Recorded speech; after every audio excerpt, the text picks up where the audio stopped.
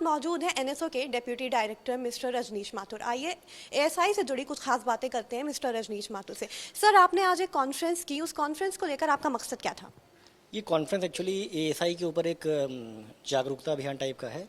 ये पब्लिसिटी के अंतर्गत करी जा रही है और इसका मुख्य उद्देश्य है जो हमारे इंडस्ट्रियल एसोसिएशन है उनके साथ में वार्ता करना। जो हमारी एएसआई विवरणी होती है जो कंपाइल होती है, इसका मुख्य उद्देश्य मैन्युफैक्चरिंग सेक्टर में जो ऑर्गेनाइज सेक्टर है, ऑर्गेनाइज मैन्युफैक्चर है, उसका जो कंट्रीब्यूशन है उसके लिए भरी जाती है। उसको लेकर जो दिक्कतें आ रही हैं, जो कुछ परेशानियां हमें आ रही हैं, कुछ हमारी यूनिट्स को आ रही हैं, उनको लेकर के उनके बीच एक इश्यूज़ को रिजॉल्व करना, आपसी बातचीत करना, उनको एक्ट के बारे में बताना, एएसआई के विभिन्न खंडों के बारे में जानकारी देना, ये सब इस आज कार्यक्रम का उद्देश्य है।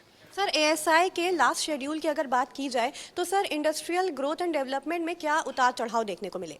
जी, ऐसा कि इंडस्ट्रियल ग्रोथ एंड डेवलपमेंट की जहाँ तक बात है तो एनएसएसओ का काम जो होता है वो सिर्फ रिजल्ट्स निकाल करके अपना उसको उस पर वेबसाइट पर अपलोड कर देना है।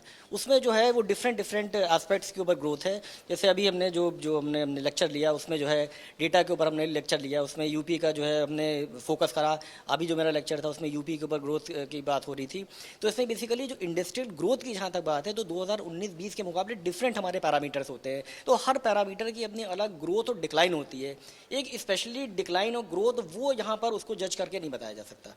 सर, यूपी के ग्रोथ की अगर बात करें, यूपी में हो रहे इंडस्ट्रियल ग्रोथ एंड डेवलपमेंट की, तो यूपी में कितना पोटेंशियल है इंडस्ट्रियल ग्रोथ एंड डेवलपमेंट को लेकर? कि मैंने अभी अपने लेक्चर में बताया था कि यूपी में काफ़ी पोटेंशियल है। बहुत सी इंडस्ट्रीज़ में यूपी जो है टॉप 5 में है, किसी किसी जगह यूपी जो है टॉप 3 में है, कहीं कहीं भी यूपी टॉप 1 पर है। तो यूपी में काफ़ी ग्रोथ है। यूपी में अगर जो है थोड़ा सा इसको मतलब जो स्पॉट्स हैं उनको अगर आइडेंटिफाई किया जाए, यहाँ पे थोड़ा अगर और ध्यान दिया जाए तो बिल्कुल डेफिनेटली यहाँ पर पोटेंशियल है।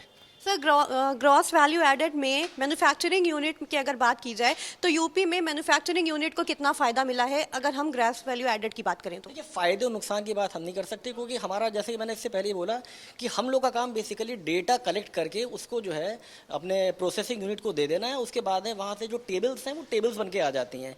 उसके बाद में जो भी यूज़र मिनिस्ट्रीज़ या डिपार्टमेंट है वो इसको यूज़ कर सकते हैं। तो फ़ायदे नुकसान की बात हम यहाँ पर नहीं कर सकते।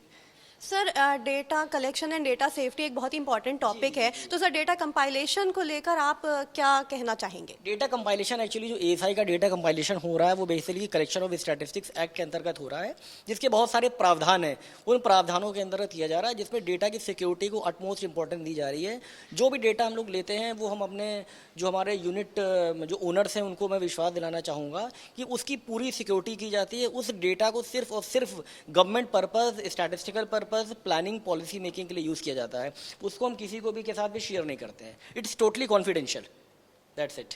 बहुत बहुत शुक्रिया हमसे बात करने के लिए। सर, राज्य राजधानी क्षेत्रीय कार्यालय लखनऊ में एनुअल सर्वे ऑफ इंडस्ट्रीज को लेकर कॉन्फ्रेंस हुई, जहां एनएसओ के deputy director general mister Rajnish Mathur से हमारी खास बातचीत हुई।